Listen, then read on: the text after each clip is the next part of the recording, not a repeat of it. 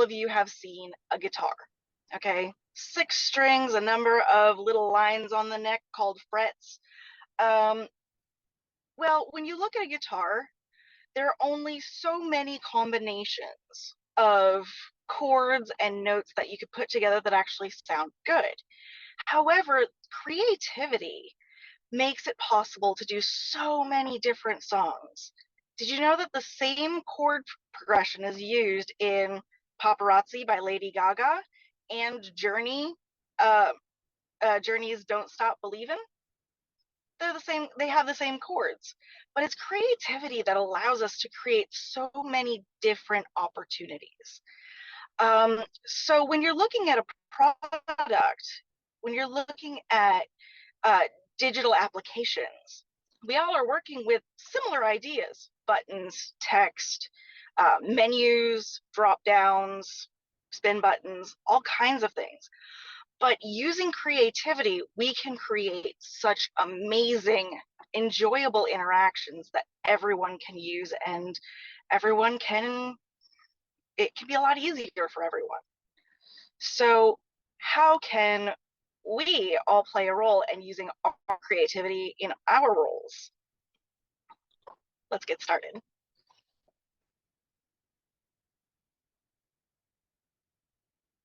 Amazing. Thank you very much, Jess. Sorry for the slight delay there. I was a bit slow with the mouse, wasn't I, everyone? But back with it. If I could invite all of the panelists to come and turn their cameras on, turn their microphones on, and join me on stage.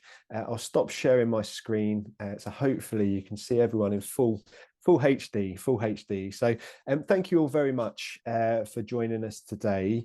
It'd be great, first of all, if it's okay. I know I gave very quick introductions, but a job title is not introduction enough, really, is it? So let's jump to each of you and learn a little bit more, if that's okay. So I'll maybe come to you first, Poppy, if that's right. Can you tell us a little bit more about you, about your role, and about your background, please? Yeah, sure. So I'm Poppy. I'm head of product and design at Fleek. So Fleek is a Y Combinator graduate company that's essentially, think of it as Depop but wholesale. So we supply vintage stores, professional resellers, etc., with secondhand clothing in bulk. Before that, I've worked largely in B2B SaaS companies. So I've worked at companies like Smartsheet, also at Tesco Bank, and Gravity kind of API management as well. So very big kind of left turn into e-commerce and sustainability for me. Amazing. Great to meet you, Poppy. Anything backed by Y Combinator, that's always a good sign, surely, isn't it? Fleek have got to be good if Paul Graham and the team have been involved in anyway. So that's all good stuff. I'll come to you next, Ade, if that's okay. Cool. Yeah. Hey everyone, my name is Ade. I'm the head of design at a company called SoPost, which is based in the northeast of England. However, we have offices all over the world. There I oversee a small team of kick-ass product designers and marketing designers. On top of that, I run a side hustle called Make It Pop, which is about encouraging people to be more creatively confident using gamification, ideation, workshop facilitation, and so on. Before SoPost, I was at Turn It In, which is all about preventing people from cheating, pretty much. So I did that for a while, and I've been around SaaS businesses for about 11, 12 years now. So nice to meet you all. Amazing, Ade. And also a fabulous speaker. Oh, we have a fan. We have a fan. I just was at a conference with Ade, and he did a fabulous job. Oh, there we go. Endorsement from the other panelists, Ade. So there we go. Glowing. We'll come to you next, Jess. If you could tell us a bit more about you and your background, please. Sure. Well, I am a word nerd. So I am the senior UX writer at Wetfix. I am doing a lot of content strategy, creating formulae for how to write certain things, creating guidelines for how to write in general, as well as how to write for each component. Big on accessibility. I have been studying accessibility for several years now, and I am a huge advocate for accessibility and inclusivity. And basically, if it involves words, I am picking them apart and trying to find the right ones and the right ways to define them. Amazing, Jess. That is definitely not a quality that I have. So yeah, looking forward to hearing all about that. And last but not least, John, can you tell us a bit more about yourself, please? Yeah, cheers, Arid. Good day, folks. Good to meet you all. I'm John. So I'm a design director. I'm actually lead of a small boutique collective of independent creatives. We're basically a family of freelancers, and we embed with a bunch of luxury brands. We do a lot of technical UX UI work, actually, automotive, aerospace, marine. A lot of digi-physical, I would call it, where it's like physical space interacting with digital interfaces. So I've spent 15 years now doing HMI and the bridge between HMI and physical interaction. And it's great to be here and be part of the panel. Thanks so much for having me. Amazing. Thanks very much, John. Thanks very much. We will jump into it now. So I have some pre-prepared questions. Hopefully they all make sense. Hopefully it flows. Equally, it's interactive. So I can see LH has already been in from the chat saying hello from sunny Manchester. So it's great to see you, LH. If you feel like jumping in the chat, saying hello, tell us a bit about yourself, that'll be great. Equally, if you have a question, we do have the Q&A feature. Feel free to stick your questions into the Q&A and we'll do our best to get to them. So I think the first question for me, and it's quite broad, how would you define creativity in the context of digital product development, and why is it essential for success? So who would like to go first? Who's going to jump in first about defining creativity? I can jump in. Come on, Jess. Creativity, first of all, a lot of people equate creativity with artistry, with creating paintings or music. But creativity is anywhere where you're not just relying on formulas, where you're not just relying on research, where you're coming up with your own ideas to do something different. There was a really interesting story that I had heard quite some time ago about when Amazon Prime and Netflix were getting together to work on, or not getting together, but we're working on new shows, original series. And they did research, and the research said that there would be a lot of popularity for a show about a bunch of senators. And then Netflix decided, we're going to make it about one. And I won't talk too much about that show because there's some issues there, obviously, but that show did make quite a bit more of a bang. And the one from Amazon Prime, most of us don't even know the name of it. So it's really important to understand that creativity is all about taking what you've learned and also learning to take a few risks and be a little outside the box with it. But don't lose the box. Love that. Love that. Anyone else like to jump in on that one before I have a follow-up? How would you define creativity in the context of building digital products? I can jump in a bit if you want on the back of what Jessica said. John. Yep. I think it's a cultural thing, creativity. It's definitely not just a technique or a skill set. I think basically anybody can be creative. I think lots of folks struggle to find the muscle or the medium to express their creativity. I think lots of folks rule themselves out of being creative because they express in the wrong medium. And when they find their medium, actually, they become much more creative. They find the creative more natural. And I think probably the opposite of creativity is conformity, right? So I work a lot in automotive where everyone is conforming now. You see all OEMs, all cars converging towards very similar look, feel, features, functions, forms, etc. And I think that's because the cultures of those organizations have become quite homogenized now. They're all owned by a small number of folks. So people don't have the space or the culture to be creative. So I think why is it key to success? Because without it, you end up with a non-distinct, not differentiated product. And how do you make it happen? Well, you have to get people in a space where they are able to express creativity and introduce tools, techniques that enable creativity. So for me, it's about origination, innovation, ideation. They're all parts of the umbrella of creativity. As Jess says, it's not artistry. It's the ability to ideate from scratch and come up with something new. Amazing, amazing. Yeah, makes a lot of sense. And I think the point about anyone can be creative has landed well with Gary at home there. So that's good to see.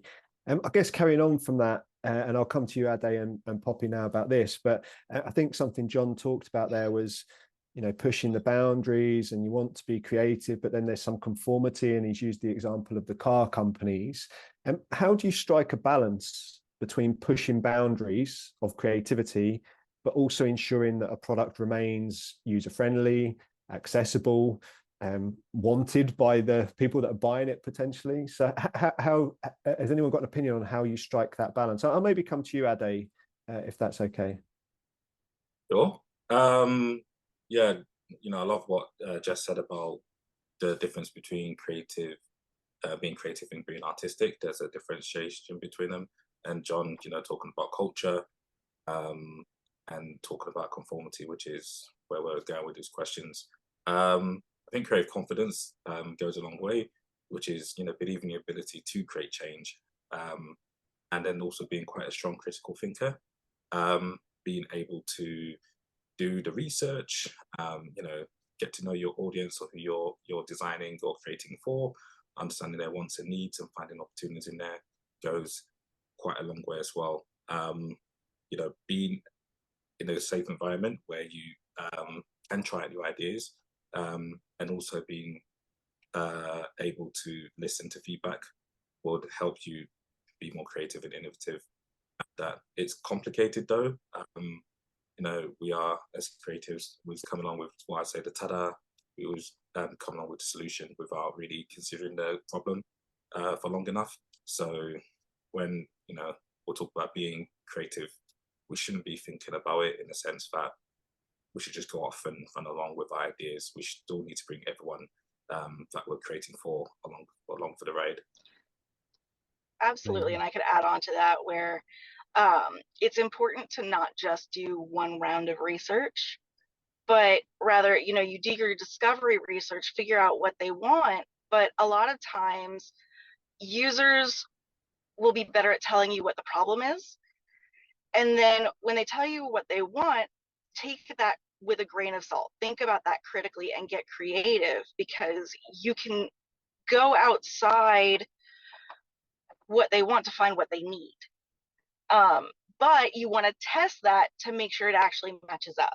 So once you've created it or gotten a wireframe at least, then test it, and then test it once it's fully done. This way you can make sure you've taken a risk, but don't just push it out the door without making sure that risk is going to pay off. Yeah, amazing. Thank you very much, Jess. I'll come to you now, Poppy, if that's okay. I guess obviously we started off talking about how do you strike that balance between pushing boundaries and ensuring product remains user friendly, which I'd be interested to get your take on at Fleek. And then Ade obviously also then did start to take the conversation towards some perhaps more practical ways to foster creativity, talking about confidence and allowing people to be confident. So again, but both of those talking points, it'd be good to get your take from Fleek.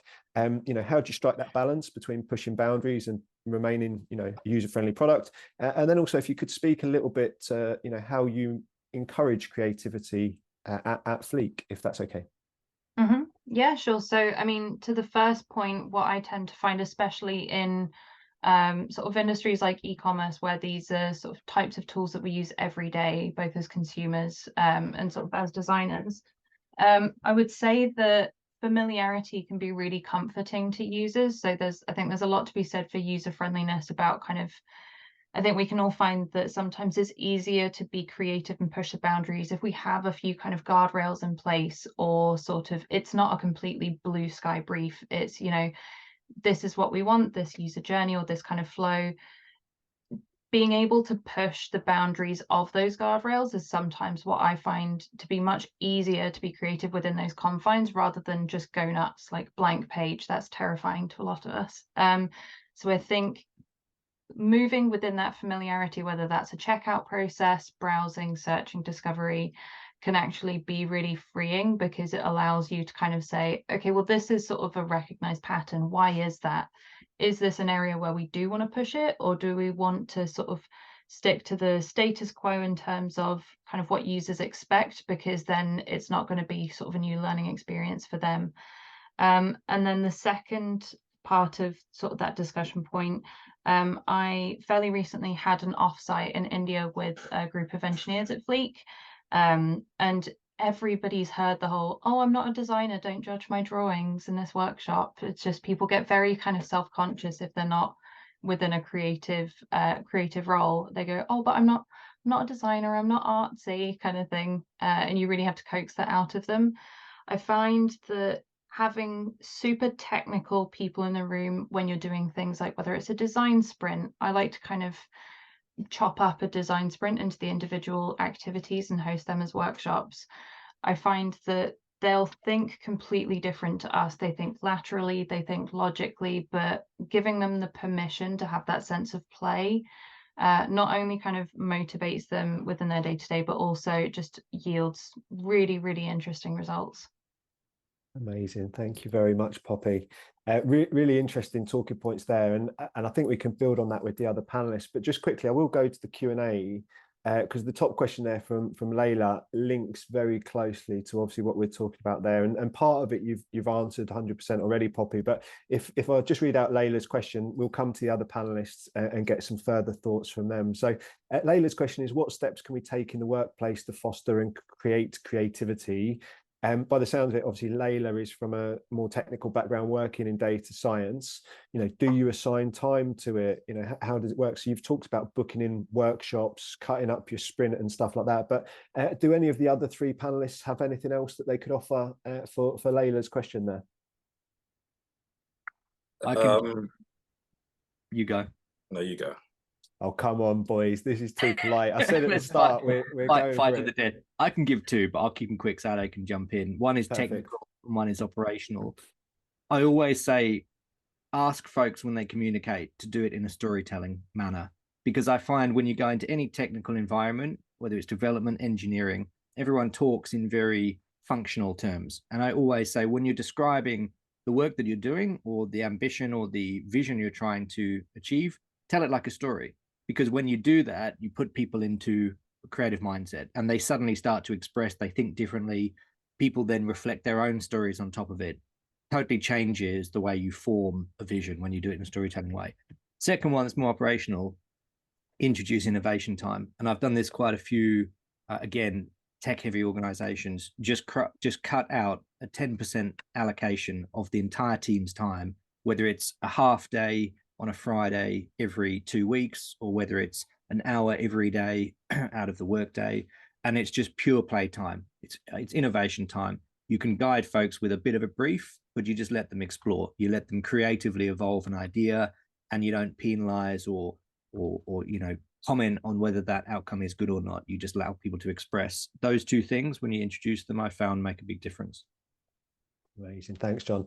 That was kind of the thinking behind us calling the community Two Beer Ideas, actually. It's that free spirit creative play, and it doesn't have to be about alcohol, but it's that mindset that you're talking about of being in, of play and creating something. I'll come to you, Ade. Obviously, you were potentially going to have something to add there, if that's okay. Not anymore. John, you summarized that perfectly. I guess I could, just piggybacking on what you said. Maybe inviting stuff like guest speakers and doing workshops to encourage diverse thought, or maybe if it's something you're doing with data, like providing access to diverse data sets could go a long way. So you've got things to actively play with. Spark off. Yeah, exactly. Regular brainstorming sessions will go a long way as well. So just having that place where you can experiment and safely play. Brilliant. That actually leads us in. Go on, Jess, sorry. I just really wanted to quickly add on to what John was saying about not penalizing anybody.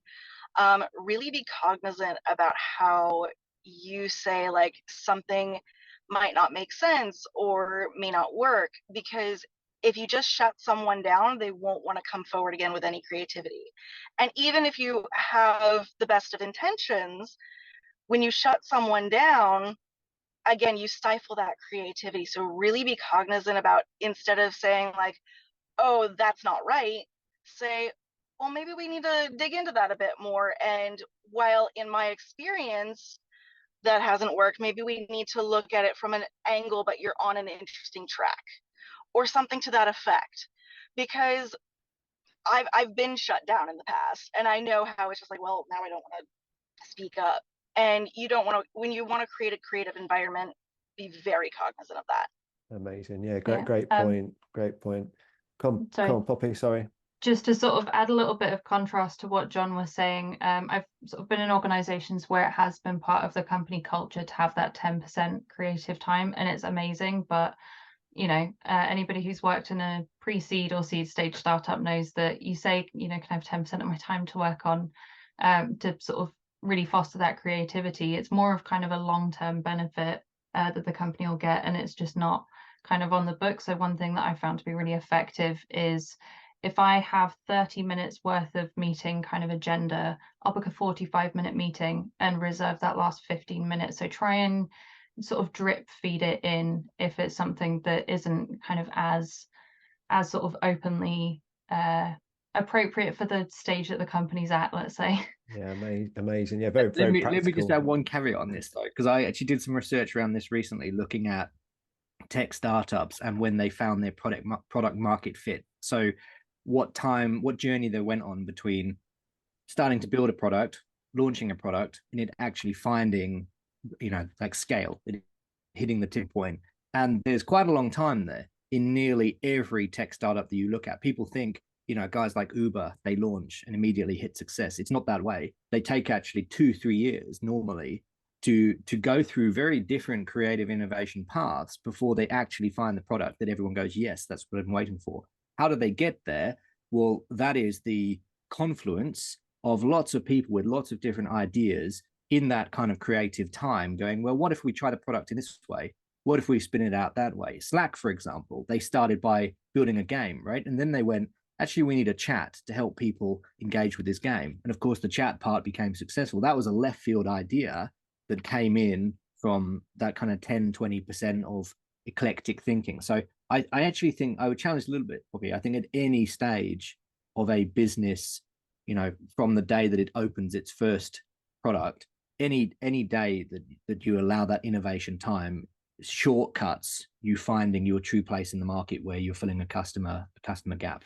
That's my experience, and that's a little bit what research seemed to point to, which surprised me, but yeah, interesting. I mean, I understand. I mean, what I think we're kind of saying the same thing. It's just that the point that I'm making is that having that sort of carved out time, if we don't get this feature out, we're not going to hit our target that sort of our investors have set for us for this month, then it's not to say that the other isn't a priority. It's just that immediate impact is going to sort of be prioritized over that. So there are creative ways you can kind of implement it. Make sure it gets in there one way or another, I think, is the thing. So I disagree with both of you. Oh, here we go. This is the panel that I dream of. Come on, Ade. I don't. I was just being a prick. No, I think that you're all right. I do think when, you know, we're very big corporate businesses, and we say we need innovation time, it kind of comes across a bit fluffy. So I agree with you, Poppy, where we have to be creative in the way we create and be creative. So adding that extra meeting time just for people to just talk and ideate really goes a long way.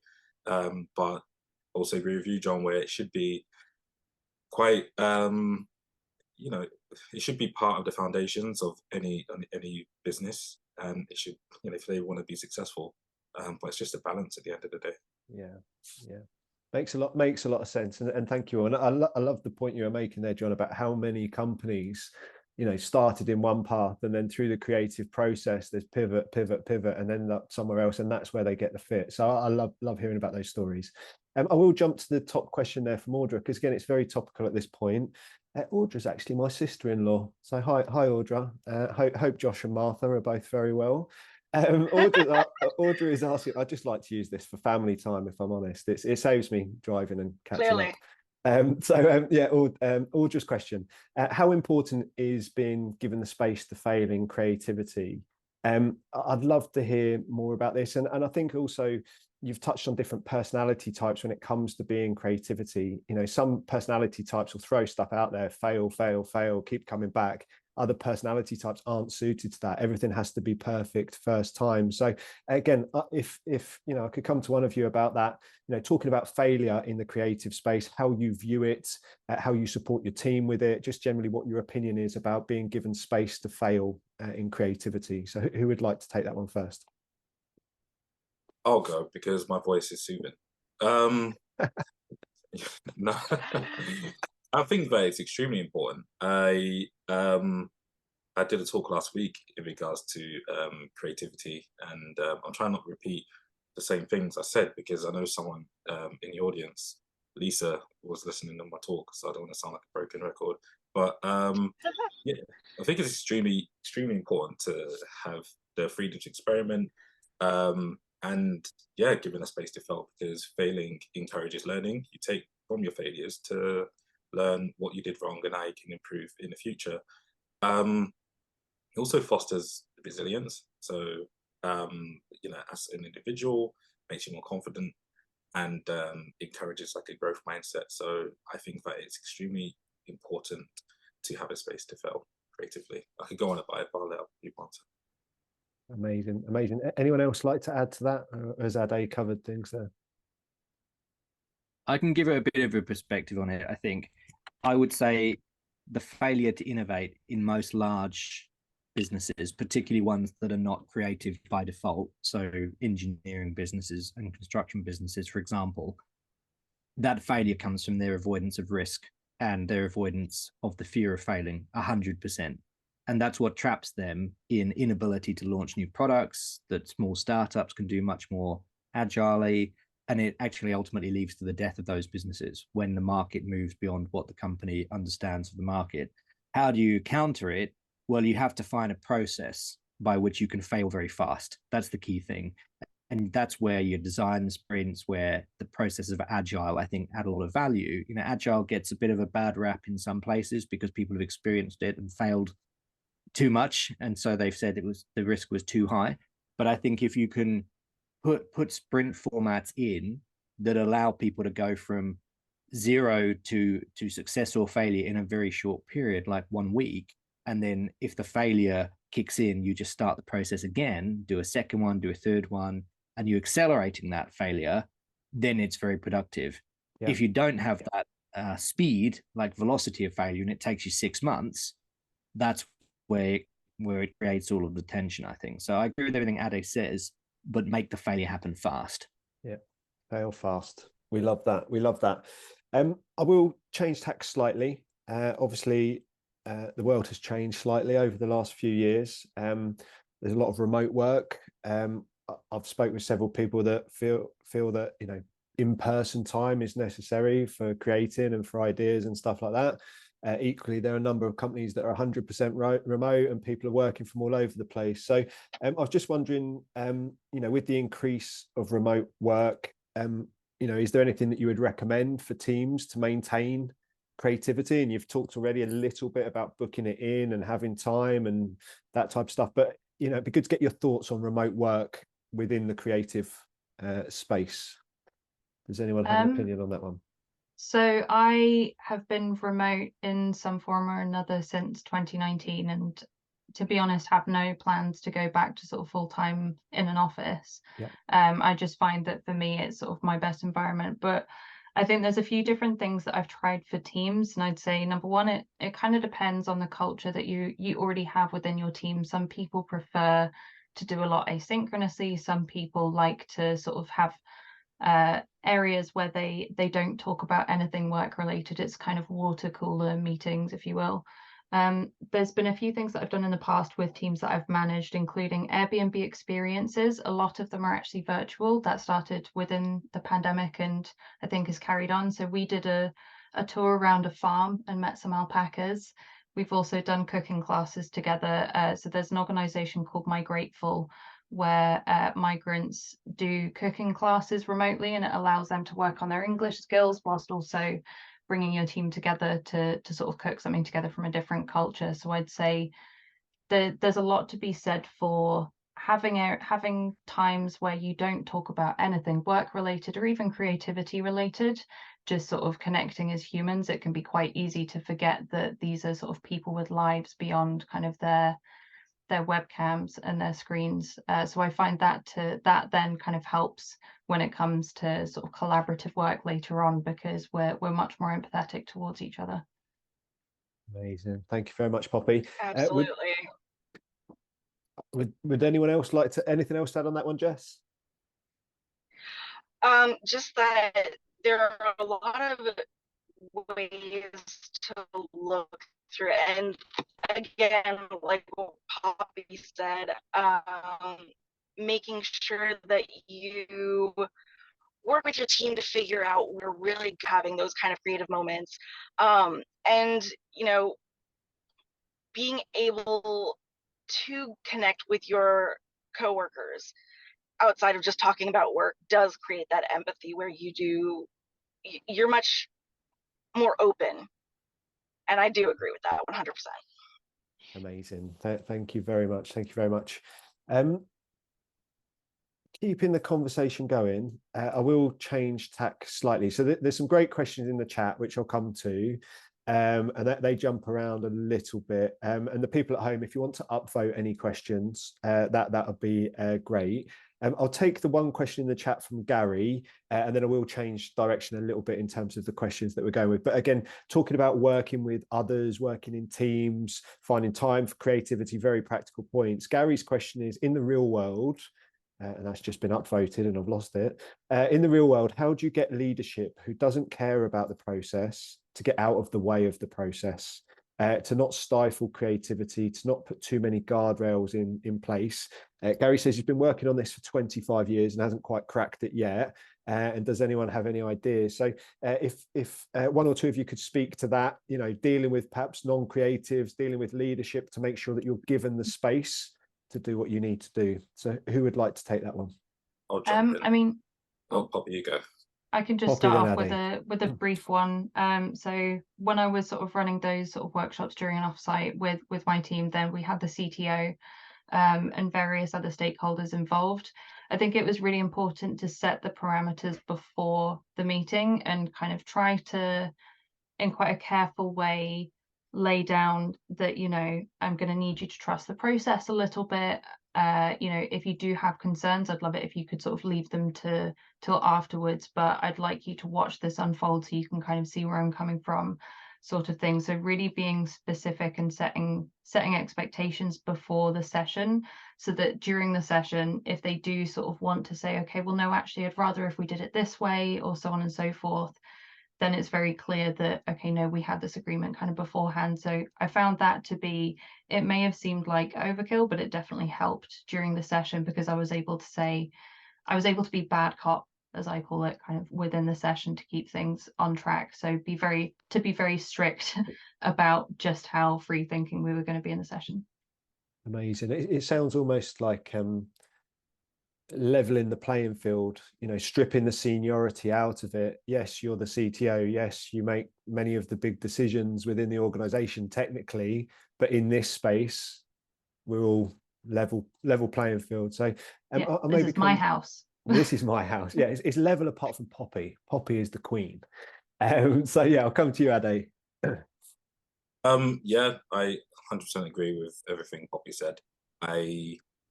Unfortunately, when we are dealing with people like this, they are quite egotistical. Maybe it's intentionally or unintentionally. They're bringing their position, their experience on the table, which is not helpful.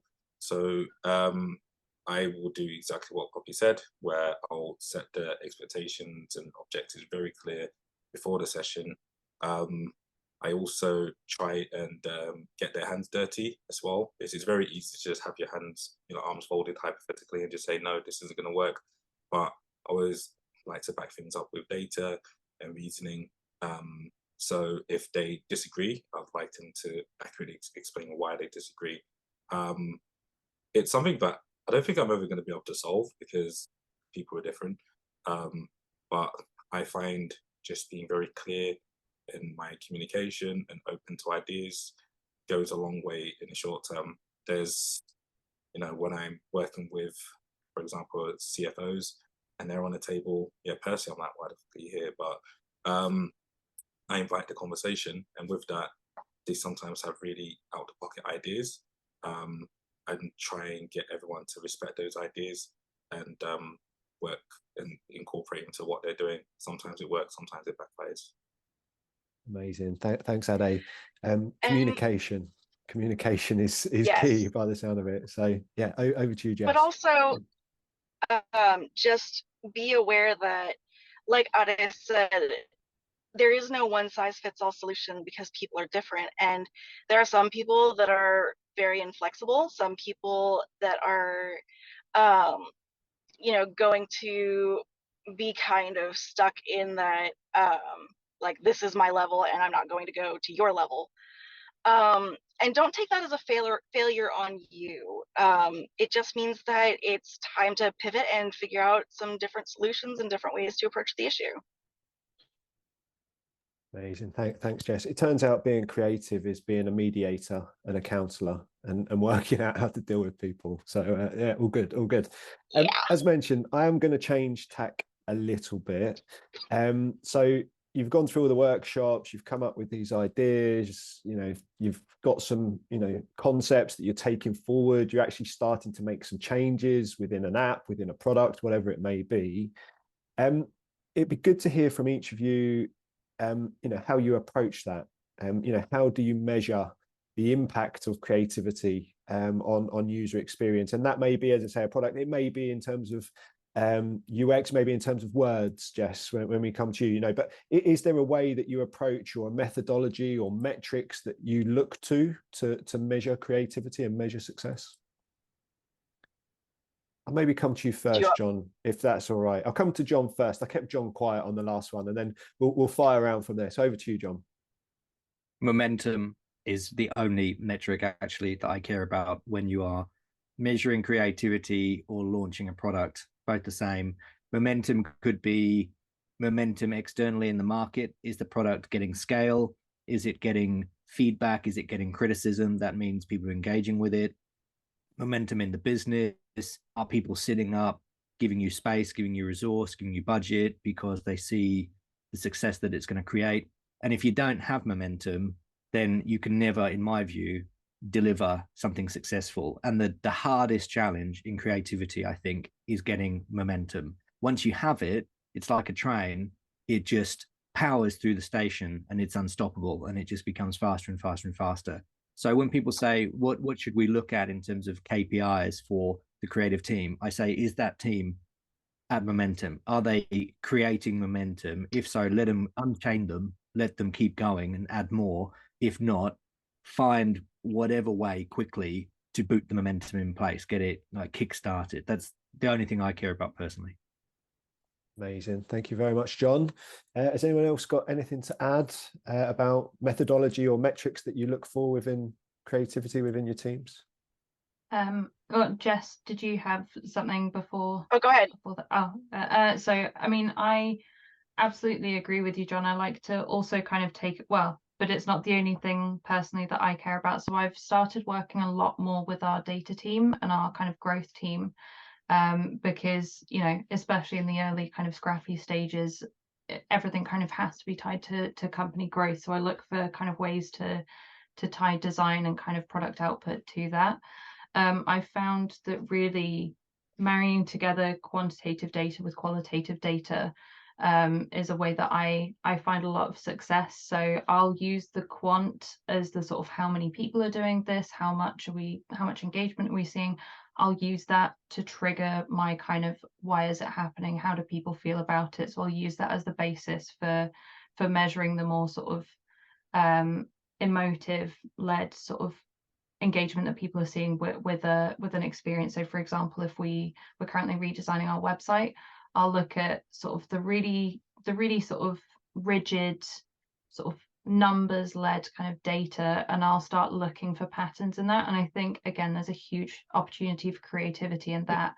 There's a lot of different ways to interpret data without bringing in biases.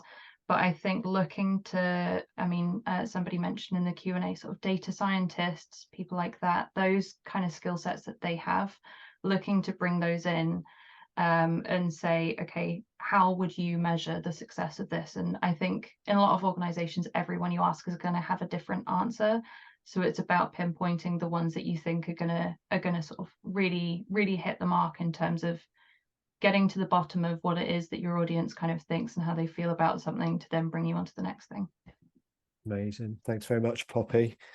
Jess or Ade, have you got anything to add around the measurement side of things? So in terms of like just measuring creativity and measuring the open ability to be creative, I'd say one thing I look at is trust. Okay, if a manager or director or higher up trusts their team to be creative, then when they show that trust, the team trusts them to be, you know, open to that creativity and for their creativity to matter. And then it kind of creates a feedback loop where they can, you know, there's this mutual trust to be able to fail or to do better and to learn from it. So I think that's a really big thing, is you notice that teams that are more creative naturally tend to have more trust. Amazing. Yeah. Thanks very much, Jess. I'll come to you last, Ade, before I change tack again. But is there anything you'd like to add? I don't know, man. You've got impact. You've got trust. Gonna add to that. I could just pretend that I have something to say, and that could be just results in impact. Because that's important too. You know, you have to like, it's, you know, these things are really, really important. But if you're being creative in a particular part of project or particular function of the business, you should kind of just see if it's increased, I don't know, sign-ups or subscriptions or revenue. Specifics. Yeah, that kind of is quite important. Okay. So I'll just stop there. No, that's cool, man. I'm from a data background, so talking about the numbers makes a lot of sense to me. So that's all good. But over to you, Jess. Just that if you want to look at numbers and how our creativity is working, if there are fewer support tickets asking like, how the heck do I do this thing? You know, you've gotten creative and you've gotten the UX UI to a point where people, you know, if there are fewer of those tickets, they understand how to use it better, and there you go. Yeah, that's a good point. I must admit, my mind naturally went to user signups, how much have we sold, all that type of stuff. But actually, in terms of usability, as you say, less complaints, less problems is again a good sign. So that makes a lot of sense. I think what I was keen to get to now was obviously all of you have been working in this space for a number of years, very experienced people, which is obviously why you're here. I'm assuming throughout that time, each of you have had different examples of projects or products or launches or areas where you've got something out the door and you've got something built. I think the thing that I was keen to get to was all of those will be different in some way, but are there any universal lessons that perhaps you've learned along those ways of launching these different projects, different innovations, where there may be some common threads to being successful? So I was wondering if each of you could perhaps think of some projects where you've had success, where you've got it built, where you've got it out the door. Is there anything that's universal to all of those things that you've built to be successful, do you think? I'll come to you first, John. John had a nod. I'll come to you next, Ade, and then we'll flick from there. Thanks, mate. I think that they have a story. That's the one. Okay. I mean, I go back to this again and again, but I really think creativity is a human business, and human interaction is really governed by stories. I mean, if you look at how people learn, how kids learn, how companies learn, all of that interaction is based upon storytelling, people handing down words of wisdom, etc. The projects that are successful started with a good story, and everyone understood that story, they interpreted that story, and there was something iconic there that made it succeed. Because there's so many projects, products that end in me too outcomes, right? Something that doesn't really, I mean, it's okay, it doesn't really make an impact, it doesn't change the world, it doesn't get the splash that you were hoping. And the quality that I find that stands the successful ones out from those are that you can look at it very clearly and say, yes, that has a story. Whether you look at Ferraris or you look at Apple or you look at in any brand, that Uber is another one that has succeeded in that huge successful launch, and it's just scaled and scaled and scaled. It's because they have a unique story that nobody else was doing at the time. Airbnb, I think, is also a really nice example, because they opened up a space in the market with a story, rent your house out to guests, right? I mean, what a fantastic story. And everyone went, that's such a brilliant idea. And as soon as that story was told, everyone got aboard with it. So I think for me, it's the story. You have a good story, good chance of success. Amazing. Thank you very much, John. Come to you, Ade. Yeah, I agree with the story element. I think getting people bought into the idea is really important. I'll add on to that, just saying stuff like cross collaboration. When I've done projects that have been successful, go a long way. So working with different departments and teams, and getting them bought in on the idea to deliver something that they all kind of believe in. So going against the whole, and me or the me too that you're referring to, John. And to do that, I like to set clear deliverables. This is what I'm trying to achieve, and this is what we're trying to achieve with this. I'm a big believer in being research-led as well. I think creativity is involved in every single step of that. Doesn't sound too creative when I'm saying, make sure we are doing our research and making sure all the stakeholders are bought in, and making our deliverables clear. But as someone said earlier on today, sorry, I can't scroll up in time, they mentioned that constraints make you more creative as well. And I really, really believe in that as well. So setting the constraints right off the bat, and then creating around those constraints or with those constraints, while keeping in mind, cross collaboration, research, and having clear deliverables. I had very successful projects that handle that. Amazing. Thank you very much, Ade. Poppy or Jess, would you like to add anything? I'll come to you, Poppy. So I've had the unique experience of being at a startup that did ultimately fail. And I think in startup kind of world, I always trust people a little bit more if they have been a part of that experience, because it sort of definitely humbles you more than anything else. But I would say the two things that I've noticed from sort of being in companies that have gone through kind of hyper growth and gone from strength to strength versus the other ones is there's two things really. One is the people that you surround yourself with. So in a more sort of broad startup sense, that would be who you choose to have on your board or accept money from, or even just the people that you go to for advice. Be very sort of selective about that. So for example, if it's sort of e-commerce, then, who are the other people within your verticals? They may not be competitors, but people who have kind of been through the mill. Or even just the people that you go to sort of look for feedback on your products. If it's the same set of users, vary it from time to time, just so that you're not kind of having an echo chamber of the same customers. The second thing is, and I talk about this a lot with my team, is the sunk cost fallacy, or the IKEA effect. Don't spend so long on an idea or pursuing a feature, pursuing even a product direction, that you can't see the wood for the trees and see when something's not working.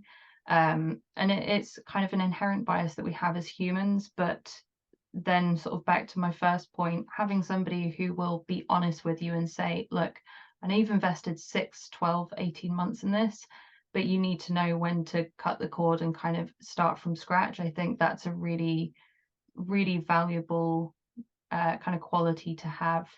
Not just in startups, but just kind of in any sort of endeavor. Amazing. Yeah, you're very lucky if you've got people like that around you. And I guess a hard part as well is also listening to when people tell you this. So is there anything to add, Jess, or shall I change tack? I would like to talk a little bit about the evolution of products, but is there anything that you'd like to add, Jess, before I do that?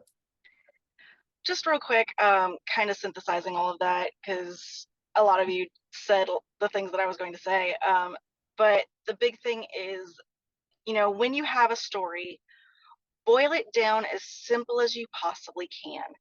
Okay, you can always add on all the crazy features later, but focus on what is the problem. That problem statement needs to be clear, but make it into a story, because then it makes you care about it more.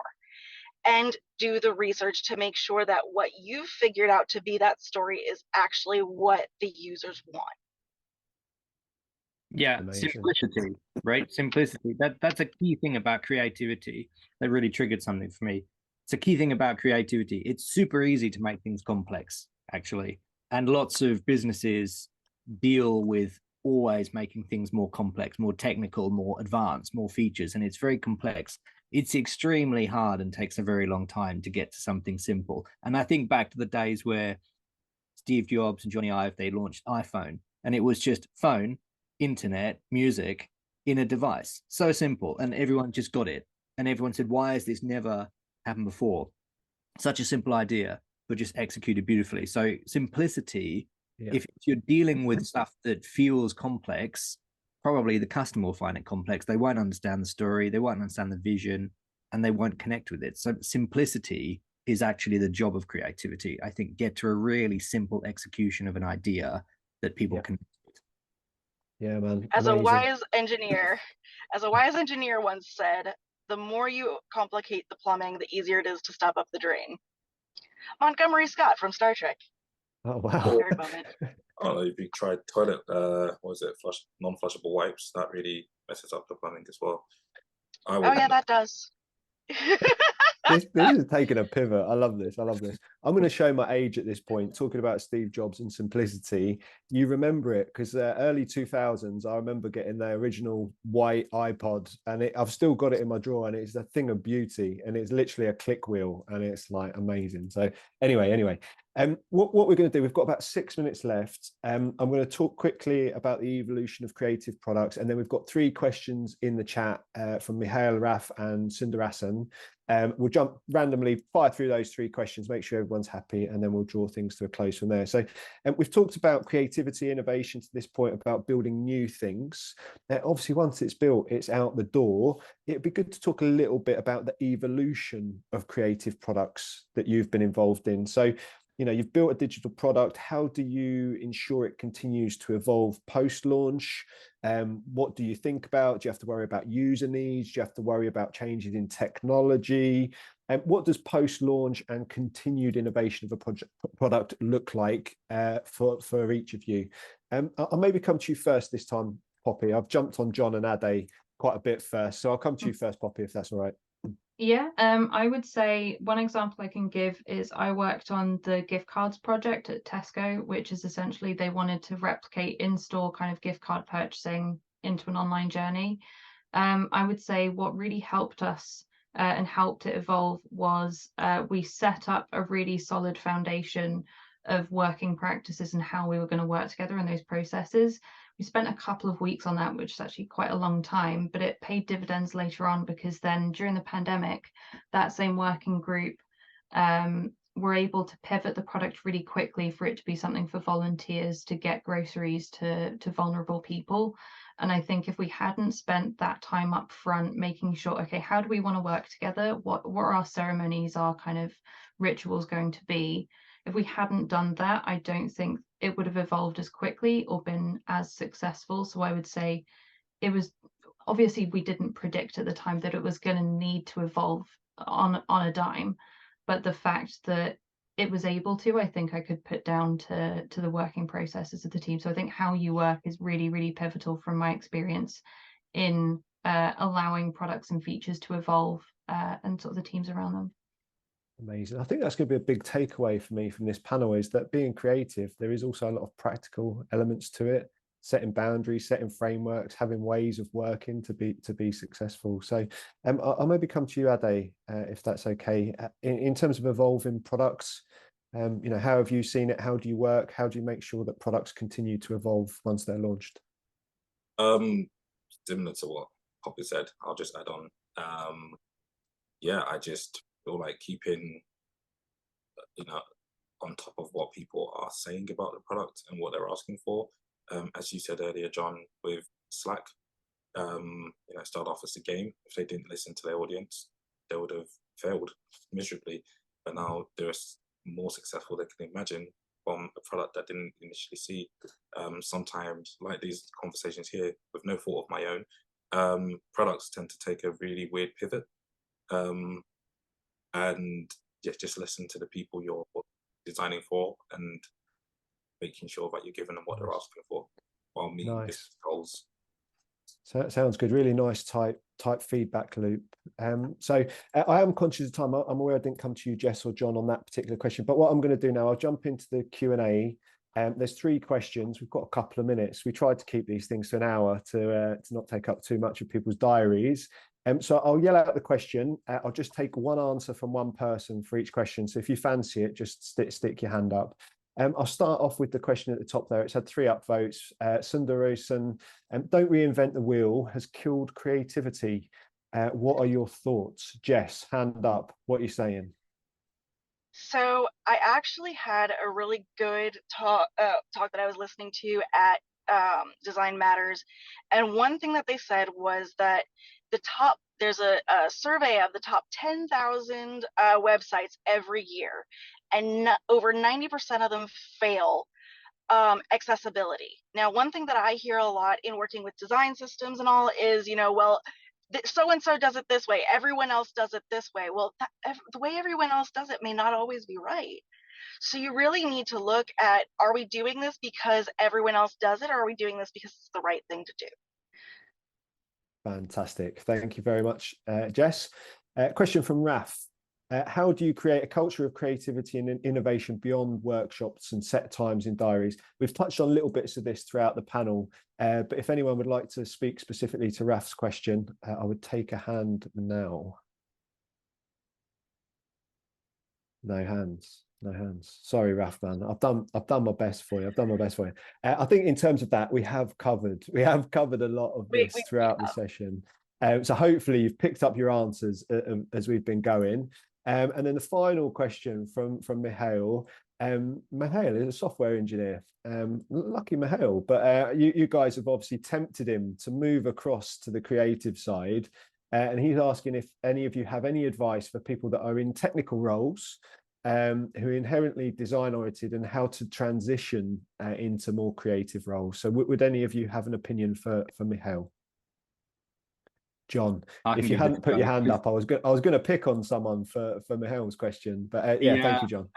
I can do this one a bit because I've spent so long working as a creative with engineers. I've almost become an engineer that also does creative. So I said right at the beginning, it's about the creative muscle.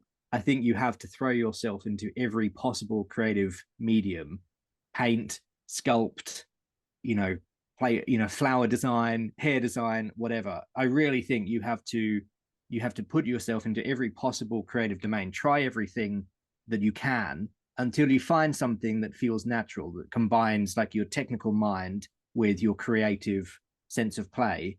And then from there, position yourself. And by that, I mean, create some material that you can put public, and then you start to direct your applications down a creative track. And that can be, you probably have to take a step down sideways to do it, but that can be, I think, a very big opportunity, because if you can marry a technical mindset with creative technique, then the world is your oyster, because there are very few people that are able to master that. And there are engineering firms crying out for it.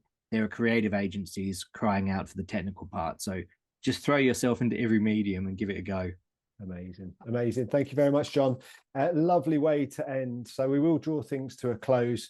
We've pretty much nailed it to 1 hour, and we have covered stacks and stacks of ground. So thank you all very much at home for joining us and asking those questions.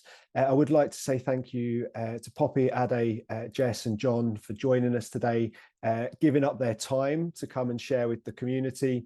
Obviously, session has been recorded. It will be on our YouTube channel, so you will have the chance to watch back.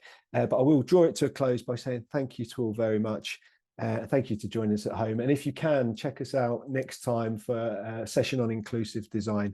But thank you to all of the panelists. I hope you've had a great time, and I'll see you all very soon. So thank you and goodbye. Absolutely. Thank you.